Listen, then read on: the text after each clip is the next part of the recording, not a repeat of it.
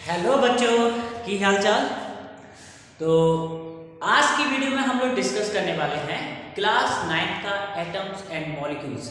New chapter है, new energy के साथ में हम लोग क्या कर रहे हैं, चैप्टर की स्टार्टिंग करने वाले हैं। ठीक है, तो as you know that chapter का नेम है एटम्स एंड मॉलिक्यूल्स। तो एटम्स या मॉलिक्यूल्स की अगर बात किया जाए तो एटम या मॉलिक्यूल क्या होता है, इससे पहले हमें पता होना चाहिए कि एटम और मॉलिक्यूल्स पाए कहाँ जाते हैं। तो हम लोग अगर बात करें, मेरे पास में कोई भी चीज़ है, सपोज मेरे पास में क्या है, ये चौक है, मेरे पास में ये वॉच है, मेरे पास में जो स्पेक्टिकल्स पहना हो, कुछ भी है मेरे पास में, एनीथिंग, वो सब कुछ मिलके बना किससे, एटम और मॉलिक्यूल से। तो उससे पहले एक वर्ड निकल के आता है जिसको बोलते हैं मैटर।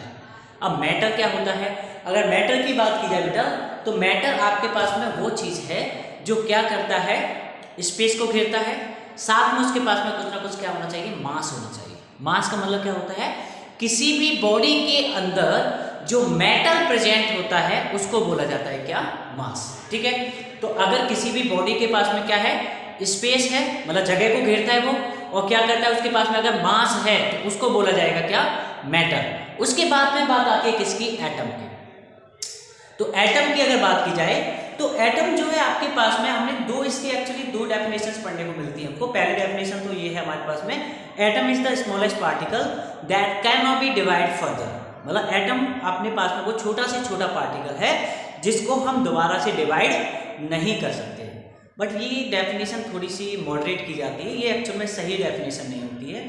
सही डेफिनेशन जो एटम की होती है वो ये होती है कि एटम आपके पास में वो छोटे से छोटा पार्टिकल है जो किसी भी केमिकल रिएक्शन में क्या करता है, पार्टिसिपेट करता है। मतलब कि अगर कोई भी केमिकल रिएक्शन हो रही है तो उस केमिकल रिएक्शन में उसकी जो बेसिक यूनिट होगी केमिकल रिएक्शन की, वो होगा आपके पास में क्या, एटम। तो एटम की डेफिनेशन सिंपल सा है। एटम की डेफिनेशन क्या होगी, अगर एटम की बात किया जाए तो atom it is the smallest particle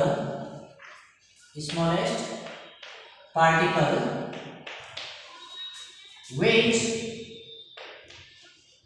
participate in any chemical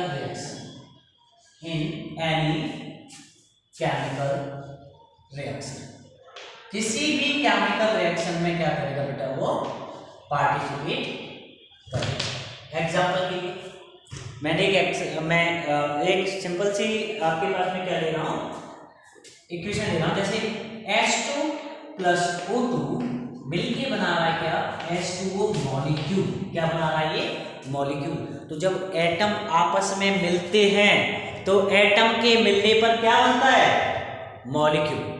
ठीक है ना, एटम्स के आपस में मिलने पर क्या बनेगा आपके पास में, मॉलिक्यूल बनता है। तो एटम देखिए, यहाँ पर हाइड्रोजन के 2 एटम हैं, यहाँ पर ऑक्सीजन के 2 एटम हैं। जब 2 हाइड्रोजन के एटम मिल रहे हैं किसके साथ में, 2 ऑक्सीजन के एटम के साथ में, तो आपको मिल रहा है क्या, वाटर मॉलिक्यूल।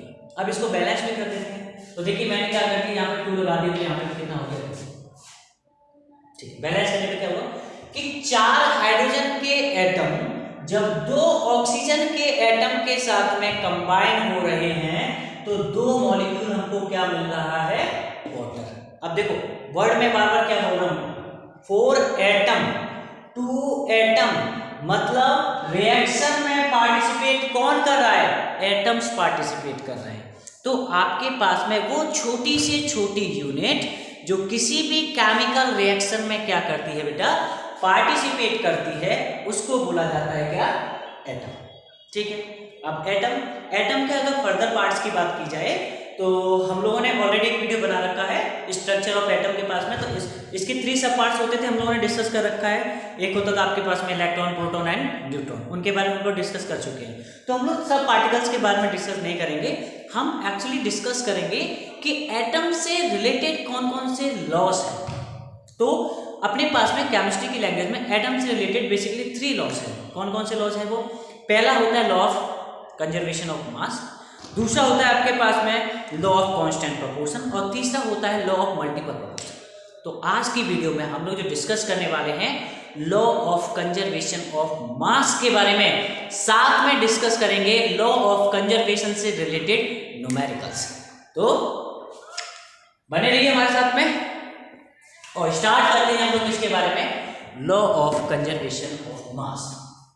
पहला लॉ है law of conservation of mass. Conservation से मतलब समझ जाएगा आप लोग, रिजर्वेशन या फिर संरक्षण की बात की जा रहा है। तो ये कह रहा है, ये लॉ हमसे कहता है कि अगर कोई भी रिएक्टेंट है, जितना मास या फिर वेट रिएक्टेंट के पास में होगा उतना ही वेट या फिर मास किसके पास में होना चाहिए, प्रोडक्ट के पास में होना चाहिए।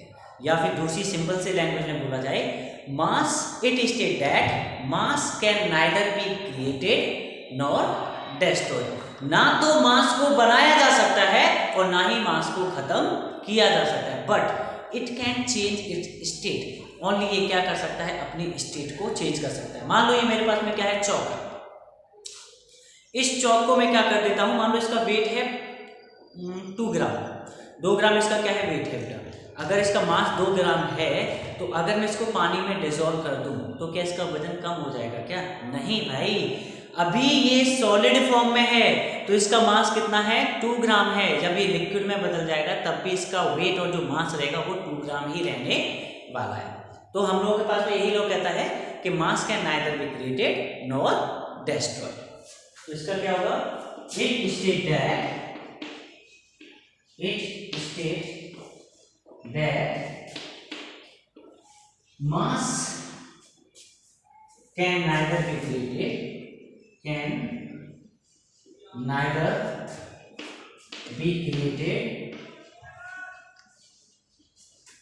nor destroyed। ना तो मास को खत्म किया जा सकता है ना ही उसको बनाया जा सकता है।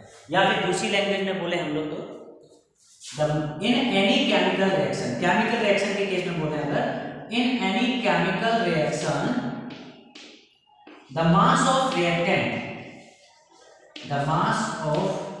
reactants is always equals to mass of product। किसके मास के बराबर बेटा, प्रोडक्ट के मास के बराबर जो वैल्यू होगी वो किसकी होगी, रिएक्टेंट के मास की वैल्यू होने वाली है। ठीक है, कुछ एग्जांपल लेते हैं हम लोग। जैसे देखिए यही देखिए, यहाँ से एग्जांपल देख लेते हैं हम लोग। हाइड्रोजन का अगर मास देखा जाए कितना होता है, एक यूनिट होता है। ऐसे ही देखो यहाँ पे कितना हाइड्रोजन यूज किया गया, 4 2 2 4। तो इसका मान लो कितना है, 4 ग्राम। सपोज मान लो इसका हाइड्रोजन कितना यूज किया गया, 4 ग्राम। ऑक्सीजन, एक ऑक्सीजन का कितना होता है आपके पास में, एटॉमिक नंबर 8 होता है, तो एटॉमिक मास कितना हो गया, 16। और ऐसे 2 ऑक्सीजन यूज किए जा रहे हैं, दैट मीन्स इसका कितना होगा आपके पास में 32। 4 ग्राम आपने क्या लिया हाइड्रोजन और 32 ग्राम क्या लिया है आपने ऑक्सीजन। जब ये दोनों रिएक्टेंट हैं, रिएक्शन प्रोसीड करेंगे तो रिएक्शन होने के बाद में ये बनाएंगे प्रोडक्ट। और प्रोडक्ट क्या बनाया इसने, 2 मॉलिक्यूल ऑफ H2O। अब इस 2 मॉलिक्यूल ऑफ H2O का हम लोग क्या करते हैं, वेट निकालते हैं। तो देखो 2 है, दैट मीन जो भी निकल के आएगा उसमें 2 का मल्टीप्लाई होने वाला है। हाइड्रोजन का कितना होता है, एक कितने हाइड्रोजन यूज की गई है, 2 हाइड्रोजन यूज की गई है। मैं इसको इस तरीके से बंद कर लेता हूँ सपोज, तो 2 हाइड्रोजन के लिए 2 हो गया, प्लस एक ऑक्सीजन यूज की है। एक ऑक्सीजन का कितना होता है एटॉमिक मास, 16। ठीक है, अब 16 हो गया तो इसको देखिए कैलकुलेट करते हैं, 2 मल्टीप्लाई बाय 16 और 2 कितना हो गया आपके पास में 18, और 18 का 2 में मल्टीप्लाई किया तो कितना आ गया 36 ग्राम। तो प्रोडक्ट का वेट जो है कितना है, 36 ग्राम है। क्या रिएक्टेंट का वेट 36 ग्राम नहीं है, देखो 4 ग्राम इधर है और 32 ग्राम इधर है, इधर भी तो 32 ग्राम 36 ग्राम हो गया। तो यही कहता है हमसे law of mass, conservation of mass हमसे क्या कहता है कि चाहे रिएक्टेंट के मास की बात करो चाहे प्रोडक्ट के मास की बात करो, दोनों ही कंडीशंस में जो मास रिएक्टेंट के पास में है वही मास रहने वाला है आपका किसके पास में, प्रोडक्ट के पास में रहने वाला है। अब अब law of conservation of mass में कई तरीके के न्यूमेरिकल्स होते हैं, तो हम लोग क्या करते हैं थ्योरी के साथ साथ में न्यूमेरिकल्स को भी डिस्कस करेंगे, जिससे कि हमारा जो पर्टिकुलर टॉपिक है वो टॉपिक पूरी तरह से समझ में आ जाए, उसके रिगार्डिंग कोई भी हमारे मन में ऐसा इशू नहीं क्रिएट होना चाहिए जिससे कि हम लोग को लगे कि हम लोग को ये आ नहीं रहा। पढ़ना इस तरीके से है कि मैंने बोला था कि किसी को छूना है तो इतनी बारीकियों से किसी भी टॉपिक को छुओ कि उसको भी फील हो कि हाँ कोई छूने वाला था। डबल सेंस में नहीं लेके जाना है इसको, मेरा कहने का मतलब है कि किसी भी टॉपिक को इस तरीके से पकड़ना है कि ऐसा लगे उसको भी कि हाँ मुझे भी कोई पकड़ने वाला था। ठीक है, तो हम लोग क्या करते हैं इसके अब बात करते हैं किसके बारे में, न्यूमेरिकल्स के बारे में। और न्यूमेरिकल का पोर्शन बहुत हमारे पास में कैसा रहने वाला है, अच्छा रहने वाला है। तो देखिए law of conservation of mass से रिलेटेड जो पहला आपके पास में न्यूमेरिकल है वो दिया हुआ है आपको।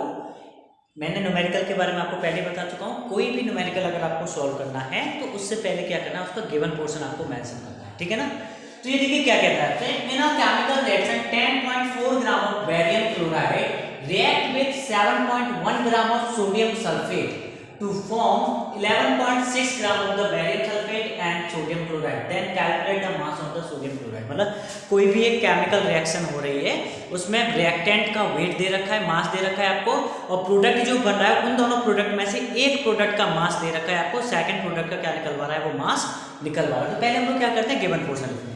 गिवन पोर्शन के लिए मैंने बताया था कोई भी न्यूमेरिकल सॉल्व करने से पहले आपको क्या करना है, गिवन लिखना है। गिवन में देखिए बात करें पहले mass of barium chloride, mass of barium chloride क्या फॉर्मूला होता है बाद में डिस्कस करेंगे। स्पष्ट दिया है कितना बेटा आपके पास में 10.4 ग्राम। ठीक है, इसके बाद में दिया है mass of sodium sulphate, mass of sodium sulphate स्पष्ट दिया है आपको 7.1 ग्राम। इसके अलावा दिया है आपको बेरियम सल्फेट का mass of barium sulphate, barium sulphate स्पष्ट दिया है आपको कितना 11.65 ग्राम। कितना दिया है 11.65 ग्राम। तो आपसे पूछा गया है क्या बेटा आपसे मास ऑफ सोडियम क्लोराइड, किसका पूछा गया है, सोडियम क्लोराइड जो बन रहा है एज ए प्रोडक्ट उसका मास क्या होगा। तो मैंने क्वेश्चन मार्क लगा दिया। अब देखिए ये केमिकल रिएक्शन है, ये तो पता है एटम से रिलेटेड है, मॉलिक्यूल से रिलेटेड है, मतलब केमिकल रिएक्शन होगा ही होगा। अब केमिकल रिएक्शन किस तरीके से होगा, तो देखिए इसने बोला है कि बेरियम क्लोराइड, बेरियम क्लोराइड का फॉर्मूला क्या होता है BaCl2। क्या होता है BaCl2। बेरियम क्लोराइड जब रिएक्ट कर रहा है इसके बाद में सोडियम सल्फेट के साथ, मतलब Na2SO4 Na2SO4 के साथ में रिएक्ट कर रहा है, और रिएक्ट करने के बाद बना रहा है क्या barium sulphate BaSO4 plus NaCl। क्या बना रहा है NaCl, मतलब सोडियम क्लोराइड। तो ये आपकी केमिकल रिएक्शन होगी जो क्वेश्चन के अकॉर्डिंग होनी चाहिए। अब देखिए इसमें भी इनका वैल्यू दे रखा है, जैसे बेरियम क्लोराइड का दे रखा है 10.4, इसका दे रखा है आपके पास में 7.1, और बेरियम सल्फेट का दे रखा है 11.65। तो NaCl का तो पूछा है। तो लॉ ऑफ कंजर्वेशन मास को फॉलो करते हुए लॉ को हम लोग फॉलो करेंगे तो क्या कहता है वो कि जितना वेट आपके पास में रिएक्टेंट का है उतना ही वेट या मास किसका रहना चाहिए, आपके प्रोडक्ट का रहना चाहिए। तो हम लोग सिंपल सा क्या करेंगे, जो रिएक्टेंट दिए हुए हैं आपके पास में इनके मास को क्या कर लेते हैं, पहले ऐड कर लेते हैं। ठीक है, अब ऐड करने के लिए देखिए BaCl2 का कितना दिया है 10.4, मैंने लिख दिया बेटा कितना 10.4 प्लस Na2SO4 का कितना दिया बेटा हमको 7.1, तो मैंने कितना लिख दिया यहाँ पर 7.1 is equals to law of conservation mass क्या कहता है कि मास दोनों साइड पे क्या होना चाहिए, बैलेंस्ड होना चाहिए, मतलब इक्वल होना चाहिए। तो जो इधर है अपने पास में दोनों को जोड़ने के बाद में इधर इक्वल लिख लिया मैंने। अब इधर इक्वल लिखने के बाद में मेरे को पता है किसका मास, बेरियम सल्फेट का। BaSO4 का कितना दिया है 11.65। आपसे पूछा किसका जा रहा है NaCl का, मैंने रेड कर दिया कि कितने के बराबर है वो x के बराबर है ना, x ग्राम है। अब x ग्राम होने की वजह से मैं क्या करूंगा, पहले इन दोनों को क्या कर देता हूं, मैं ऐड कर देता हूं। तो देखिए 7 और 4 कितना हो गया, सॉरी 1 और 4 कितना हो गया 5, तो ये 0.5 तो बना दिया, और 10 और 7 कितना हो गया 17.5। लेफ्ट हैंड साइड पे जो ऐड करके आई है वैल्यू वो आपके पास में कितना आ गया है 17.5 is equals to 11.65 plus x। अब 11.65 को मैं क्या करता हूँ, इधर जाके माइनस करता हूँ, तो देखिए 17.5 माइनस 11, आई थिंक दिख रहा होगा, दिख रहा है 11.65 इज इक्वल्स टू x। अब जब हम लोग क्या करेंगे 17.5 में से 11.65 को क्या करते हैं बेटा माइनस करते हैं, तो आपके पास में जो वेट आता है वो आता है 5.85 ग्राम। कितना आएगा 5.85 ग्राम। x किसका मास माना था हमने NaCl, x किसका मास माना था हमने NaCl का। तो यहाँ पे जो x की वैल्यू आई है 5.85 ग्राम, ये वैल्यू किसका होगा आपके पास में mass of sodium chloride. I think numerical समझ में आ गया होगा। कुछ नहीं करना है, लॉ ऑफ कंजर्वेशन मास को हम लोग यूज करना है कि लेफ्ट हैंड साइड वालों को जोड़ देना है और राइट हैंड साइड वालों को जोड़ देना है, जो दिया है उसको क्या कर देना है उसमें से माइनस कर देना है, आपकी जो अननोन वैल्यू है वो क्या हो जाएगी फाइंड आउट हो जाएगी। स्क्रीनशॉट लीजिए, फिर बढ़ते हैं नेक्स्ट क्वेश्चन की ओर।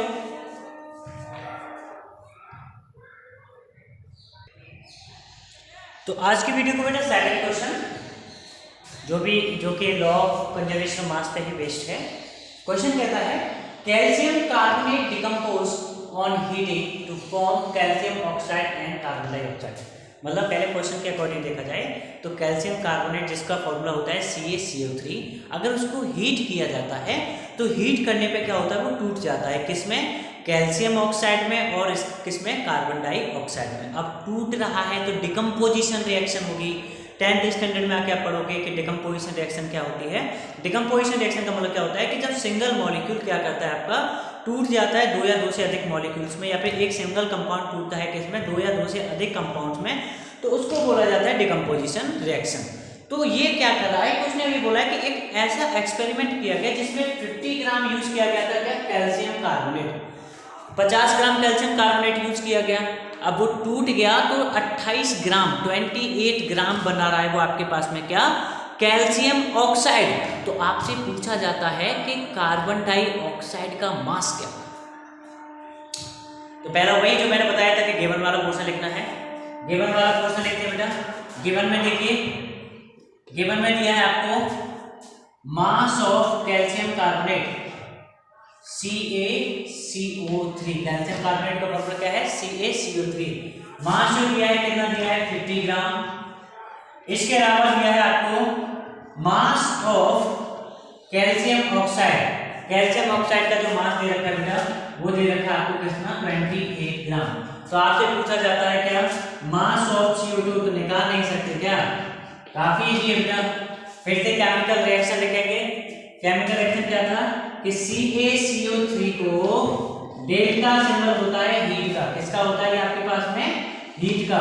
जब CaCO3 को हीट किया जा रहा है तो हीट करने पर वो टूट जाता है कैल्शियम ऑक्साइड मतलब CaO plus CO2 carbon dioxide. अब क्वेश्चन में इसका वैल्यू कितना दिया है 50 ग्राम, तो इधर लिखेंगे कितना 50, और जहां एरो है उसकी जगह पे यूज करेंगे क्या इक्वल का सिंबल। क्या यूज किया हम लोगों ने इक्वल का सिंबल यूज किया। कैल्शियम ऑक्साइड का वेट दे रखा है आपको 28 ग्राम। हमें निकलवाना किसका है CO2 का। CO2 का मैंने मान लिया कितना है x ग्राम है। तो 28 को मैं क्या करूंगा राइट हैंड साइड पर क्लिक कर देना है ना। तो 50 में से 28 को क्या किया सब्ट्रैक्ट किया, तो बच गया किसका वैल्यू x का। और 50 में से 28 को सब्ट्रैक्ट करते हैं तो आपको पता है बचता है कितना 22 ग्राम। तो x का वैल्यू कितना आ गया आपके पास में 22 ग्राम। हो जाएगा ऐसा क्वेश्चन। तो law of conservation of mass से रिलेटेड अगर आपके पास में कोई भी क्वेश्चन बनता है तो आपको क्या करना है बेटा उस क्वेश्चन को इसी तरीके से सॉल्व कर देना है, ठीक है। तो इसका स्क्रीनशॉट ले लीजिए।